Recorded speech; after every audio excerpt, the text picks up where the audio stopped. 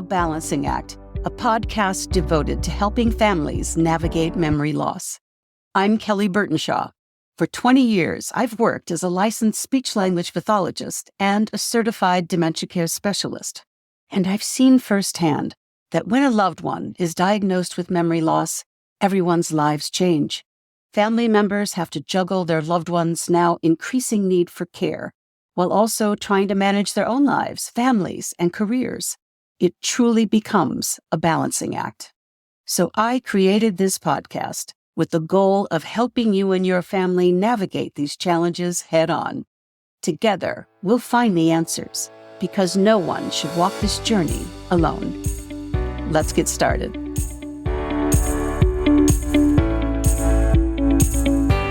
Welcome back, everyone. I have to start today's show by telling everyone that last week, a Balancing Act Facebook page was hacked. Even though I had taken all the appropriate steps to keep our material safe, it still happened. We immediately started working with Facebook to rebuild the site. It should be up and running again soon. And the good news is that all listener information was always safe. Thankfully, all podcast episodes are also intact. But what frustrates me the most about this is that if this can happen to me, it can happen to anyone, young or old. And I can tell you, it is deeply unsettling. Then I think about my patients and your loved ones with memory loss. How are they coping when there are so many bad actors preying on senior citizens? Privacy violations, misinformation, and scams are running rampant these days.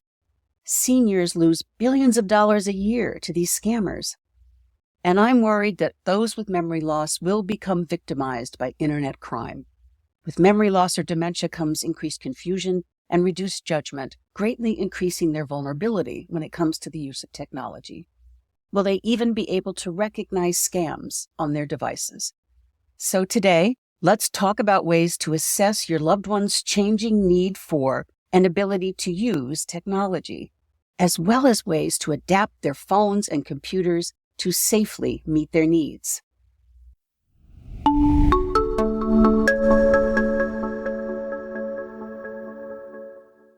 One of the best things about having a smartphone and a computer is access. So many easy and almost instantaneous ways to connect with others, both good and bad. And that access does not come with warnings or guardrails unless they're intentionally put in place. Scammers take advantage of this weakness. I have heard of seniors trusting total strangers on the phone because, they were so polite. Or on the computer because, that email looked so official. Now is the time to sit down with your loved one and talk about how important it is to control the access their phones and computers provide, even before they start showing signs of more than just occasional forgetfulness. Help them understand to be on the lookout for stories that just don't sound right, and check the source. Tell them about how fraudsters attempt to trick people by pretending to be someone else, like a government agency, a bank representative, a trusted business, or even a friend or family member. Explain how their tactics may also include threatening to close their accounts or remove services if their personal and payment information is not immediately provided. And share with your loved one that it's not just them receiving suspicious communication. You have also been on the receiving end of it too. Working together, you can safeguard all devices against any untoward action. And it's also so important to remind them to never give out personal information, their social security number or credit card information over the phone or from unknown sites on their computers. After all, those scammers are usually after two things: personal information and money. The ultimate goal with all of this is to help your loved one understand the importance of limiting access to and from their information and money so scammers and hackers can't get to them.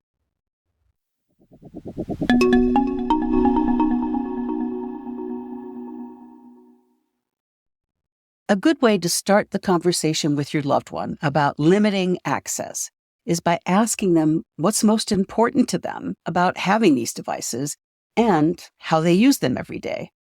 You may discover that your loved one only wants to call their family or friends from time to time, or they like working on a crossword puzzle on their iPad. So take some time to sit with them and put together a list of persons, professionals, and services that are absolutely necessary to your loved one's daily function and their well-being. Then, compare the list with your loved one's ability to know when and how to safely communicate with those important contacts. Work with them to simplify their contact lists. A good rule of thumb is if they don't recognize it, know how to use it, or need it, lose it. And once you've decluttered their contact list, it's time to talk about their privacy and passwords.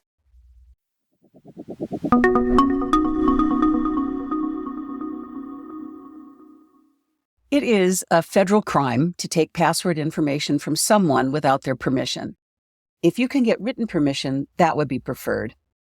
But if your loved one is unwilling or unable to provide written permission, try this. Sit down with them while they are on their devices. You can say something like, "Mom, let's update your devices today. I want to make sure they're working properly." Then take a look at your loved one's passwords.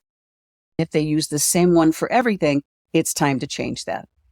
Go for a generated, more complex password and save them to their devices. If they're using a lock screen when opening their devices, write down that password. So when they call you because they've been locked out, and this will happen, you will have it at the ready.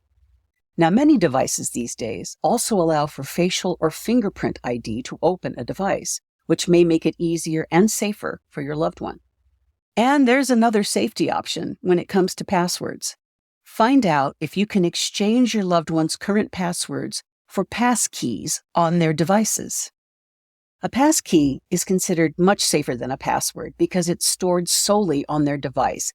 It cannot be easily phished, and it doesn't require sharing credentials with websites, making it much harder for hackers to steal or access their login information.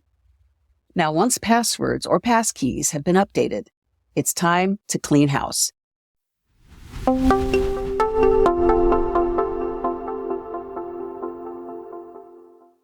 Find out about all the things your loved one does online, such as banking, shopping, bill paying, or ordering home services. Have they been using these services safely? Then, take a look at those phone, messaging, and email logs to delete and block anyone or anything that has no business contacting your loved one.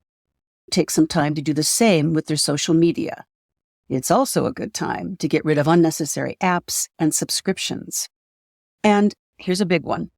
If they are using a dating app or website, find out who they've been talking to. There are so many horror stories today about how lonely seniors are scammed on dating sites for millions of dollars annually. Okay, I know I've been giving you a lot of lists of all the things you should be doing with your loved one's devices, but you don't have to do them all at one time. And you can enlist help from younger family members. A good practice for cleaning house on your loved one's devices comes from a family I work with. Whenever they come over, they sit with their dad while he's on his phone or his computer to check and update his devices.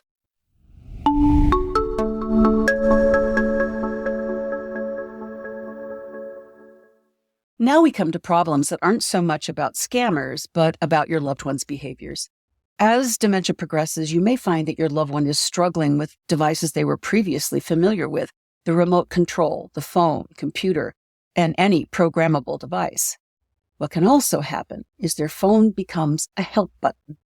At this stage of dementia, it is very common for a loved one to repeatedly call family members, professionals, or services out of fear, agitation, or paranoia.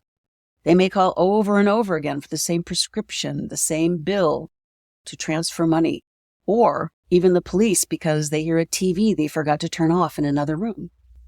This is when taking more control of their devices will benefit everyone concerned. You can start by getting them a simpler smartphone with parental controls, or one that can be controlled remotely. There are several options on the market today, like Raz, Jitterbug, or Consumer Cellular. I know another option families often consider is just taking the phone away. And this is a difficult decision because many factors need to be considered.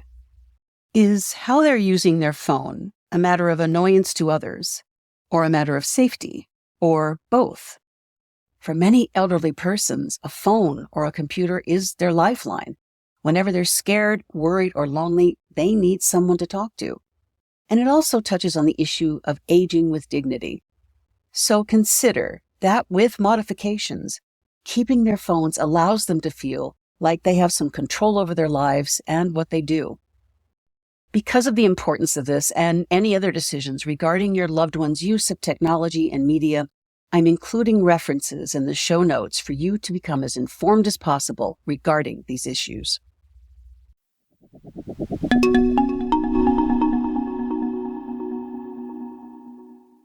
Now it's time to talk about you. I hope you won't be embarrassed or afraid to ask for help with any technology issues. I have to do it all the time. It may help to know that Apple and Microsoft have helplines that can walk you through operations on their devices. And enlisting a younger person is always a good option. They've grown up with these devices. My 26-year-old son is my go-to. And there are trained professionals who can come to your loved one's home and do all the work with you and your loved one. Companies such as Nerds2Go, Geeks on Site, or Thumbtack are excellent resources for personal technology services. Ongoing vigilance and security practices when it comes to your loved one's devices will be critical as their dementia progresses. Monitoring your loved one's use of their devices is not spying on them as much as acting in their best interests. And getting help when needed will contribute to both you and your loved one feeling more confident with those devices and worry less about their safety online. As we come to the end of this episode, I want to let you know that there's an important thing you can do to help stop all of this from happening. If you spot or have been a victim of a scam, file a police report. Also, report scams to the FBI's Internet Crime Complaint Center. You can also report scams to the AARP Fraud Watch Network helpline. It's a free resource with trained fraud specialists who can provide support and guidance on what to do next and how to avoid scams in the future. By giving authorities as much information as possible, the better they can identify and ultimately catch the criminals. These are all important links that will be in today's show notes. Finally, I hope you'll carry this with you when things like these feel insurmountable. No one is perfect at this. No one. You're doing the best you can. You're doing it from a place of love. And that is enough. I'm Kelly Burtenshaw, and it was my pleasure spending time with you today. Keep in touch. Hi, I'm Peggy Wright, editor, producer of this podcast. Join Kelly each week as she talks about the issues facing families navigating a loved one's memory loss. If you like this episode, let us know by following A Balancing Act wherever you get your podcasts. Please take a moment to rate and review so that we can continue to provide relevant content. If you have questions or comments for Kelly, leave those too. Or we can even set up a virtual appointment if you would like to visit with her one-on-one. We are here to help, and we look forward to hearing from you soon. Thank you for joining us today.